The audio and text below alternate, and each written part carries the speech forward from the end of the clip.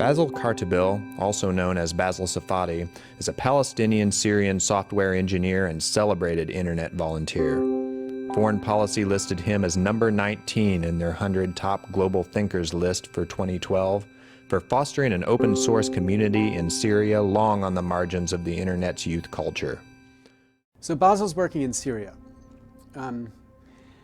And like every country at every moment in history, Syria is struggling against the future. And the difficult challenge is bringing a country around to recognize that the future is coming and there's nothing you can do to stop it.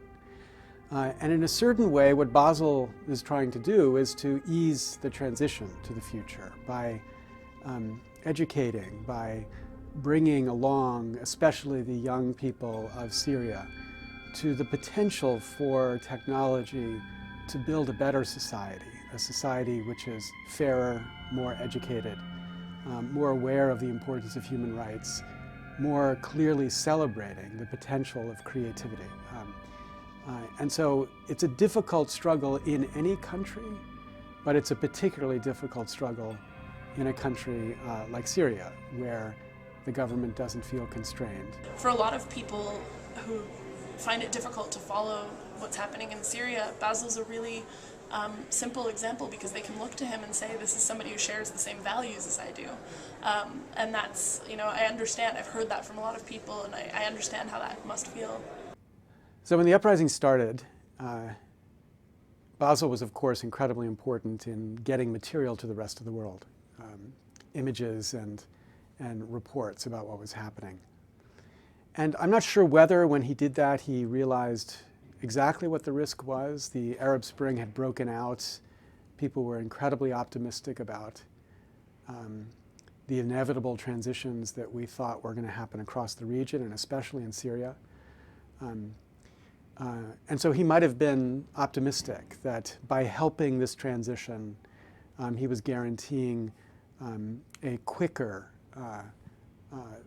progress towards the democracy which I know that he hopes Syria will move to. On March 15, 2012, Bassel was detained amid arrests in the Mazeh district of Damascus. Since then, no one, including his family and wife-to-be, has received an official explanation as to why he's being held. We're coming up on the 2-year anniversary of his imprisonment. He was detained on March 15th, 2012. And since then, we've only been able to get a very minimal amount of communications from him. As far as we know, most of the time he's being detained by himself, solitarily. We've gotten a couple of letters that, as I understand, were smuggled out through friends or family members and have been posted online. He knows about the campaign that we've been doing for him.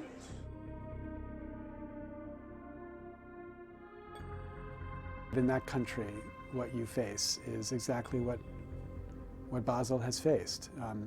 Endless internment in conditions that I know would astonish and terrify all of us. It is imperative that Bassel be released not just for the future of Syria, but also for the future of the internet. So Bassel had a chance to get out at the very beginning.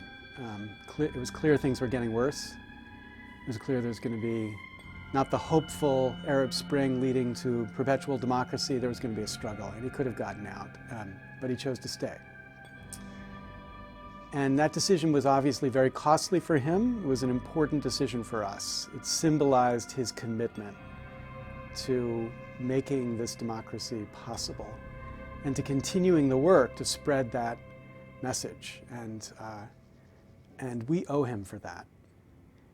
And we have an obligation to do as much as we can to keep the world aware of this incredible person and the work that he did for Syria, for democracy, for the spread of culture and knowledge, which he, of course, has been doing for many, many years.